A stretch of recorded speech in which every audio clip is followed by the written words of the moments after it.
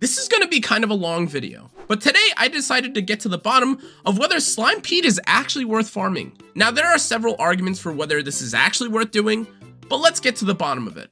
To first get the extreme scenarios out of the way, it is of course absolutely worth doing Slimepede if you have 0 materials in your inventory and you're just looking to level sigils, uncap weapon levels, or gain character EXP. As you can see from my inventory, and I'm sure you can see from your own inventory, however, this is not a particularly helpful or worthwhile criteria, since most people have farmed for other things on the side on their way to finishing the story. In other cases, you may have just received a decent amount of other miscellaneous drops while farming for your terminus weapons, doing gold badge missions, the list goes on and on. So then, before we get into the data mined rate of the prismatic slime spawning, analyzing just how likely it is for you to get those pesky Tayui tar heads, or deciding on a criteria that is actually fair to base this experiment on, here's what you need to know about Slimepede and the prismatic slimes. Prismatic slimes are guaranteed to drop 5 azurite splendors, 3 Damascus ingots, and a single ambrosia.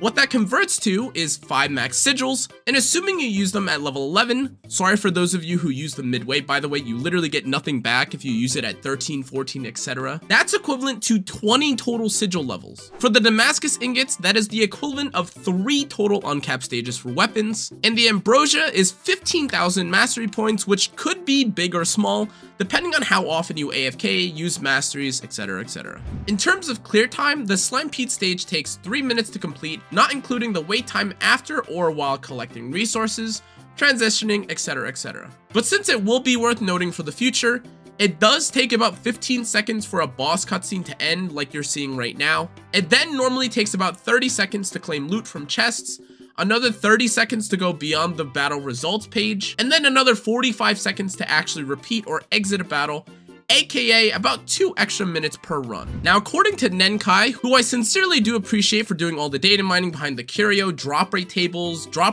for quests in general, there is a data mine rate of 1% that is somehow tied to the prismatic slime. But as you could read right here, we aren't really sure what exactly it's tied to, and because of that, using some reverse engineering and testing, our current best assumption or guess is that the 1% is tied to the waves of slimes being spawned. Now, although that sounds simple, it does get a bit more complex because the pots spawn at different times, so it feels about right to assume that the 1% chance that we're talking about occurs when Vern's dialogue shows up on screen. But again, there is little that we actually know about the true spawn rate outside of the 1%, and therefore it's safe to say that there is likely anywhere between a 1 and 10% chance for the slimes to spawn, just based off of the wave spawn rate. And if you were to consider other things that it could be tied to, it just makes more sense for it to be tied to the wave. Otherwise, 1% per slime spawn rate makes no sense. You may also be able to consider that it's 1% per time during a match, but that's also not the case because anecdotally, we've seen people who have gotten 2 slime spawn in the same match. So therefore, the per wave spawn slime scenario that we have gathered up is pretty much the most valid or accurate, or lines up the best just based off of anecdotal evidence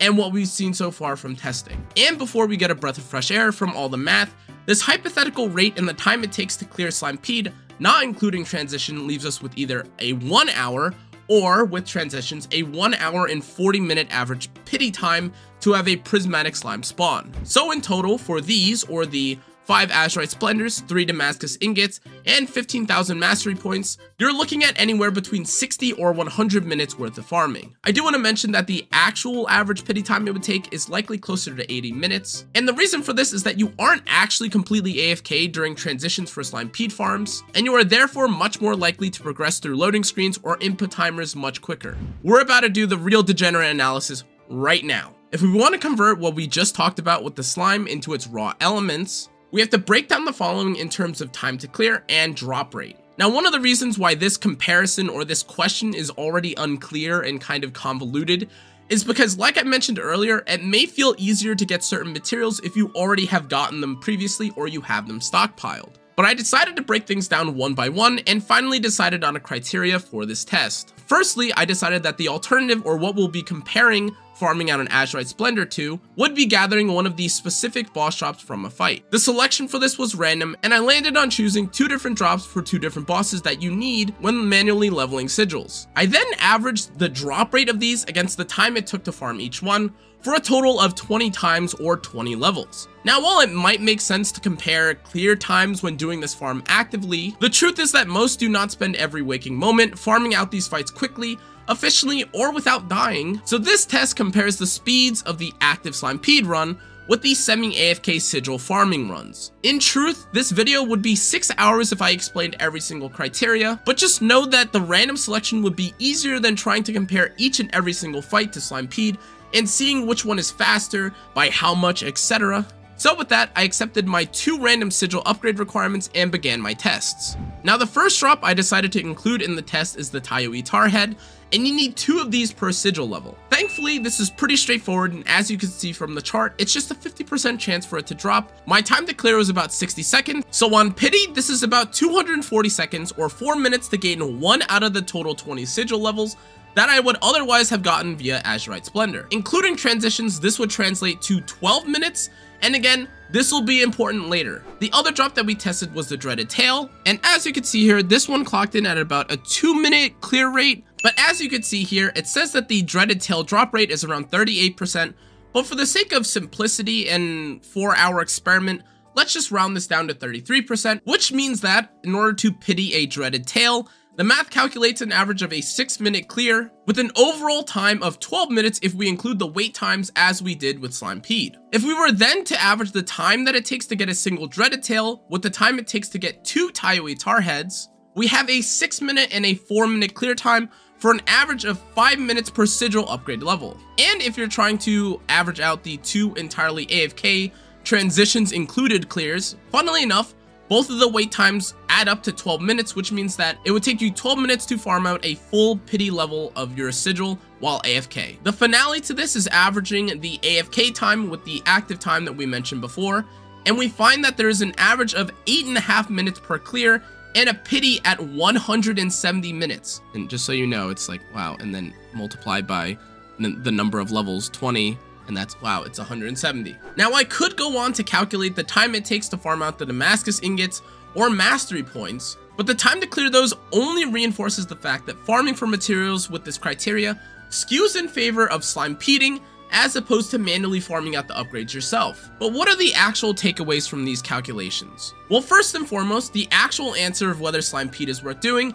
is heavily dependent on what resources you currently possess and what goal you have. If you just need, say, 1 additional level to level up your sigil from 14 to 15, it would be silly to farm out an entire Azurite Splendor to then use on a single level, considering the lost value between levels 11 and 14. But alternatively, if you've recently farmed out or upgraded a load of characters, and you are actively trying to max awaken all characters or a large sum of sigils at some point, you will inevitably run out of resources that you receive from the story or from miscellaneous farming eventually. So in that case, farming Azurite Splendors and Damascus ingots in mass would make much more sense.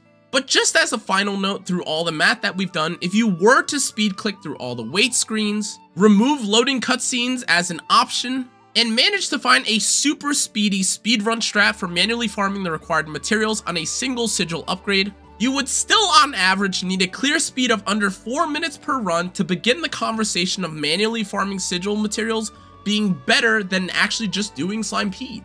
But of course, as we all know, gathering a resource like the Abyssal Horn from the Blackworm can definitely sometimes take longer than 4 minutes, especially if you're not perfect. And in closing, guys, I'm so sorry if this video was kind of rambly or not as concise, but I tried my best to explain the logic behind the calculation of these 2 clear speeds, and hopefully at the very minimum, it gave you some context on when it makes sense to farm Slimpede and when it doesn't. But anyways, guys, that's gonna be it for this video. I'm gonna go back to farming slimes. Thank you again for everyone that supported, that watched, if you made it this far. If you did, I hope you, again, genuinely learned something or gained something from this video. If you did, though, make sure to like, comment, turn the notification bell, and subscribe. Let me know what you think of these kinds of videos. If you want to see more, let me know. I am always open to video suggestions and things like this. See you guys on Lucilius launch date. I am still kind of recovering from my, I don't know what it is that I have. I don't know, some like cough or sickness, whatever it is, maybe allergies, not sure. But thanks again, guys. I'll see you on the next one.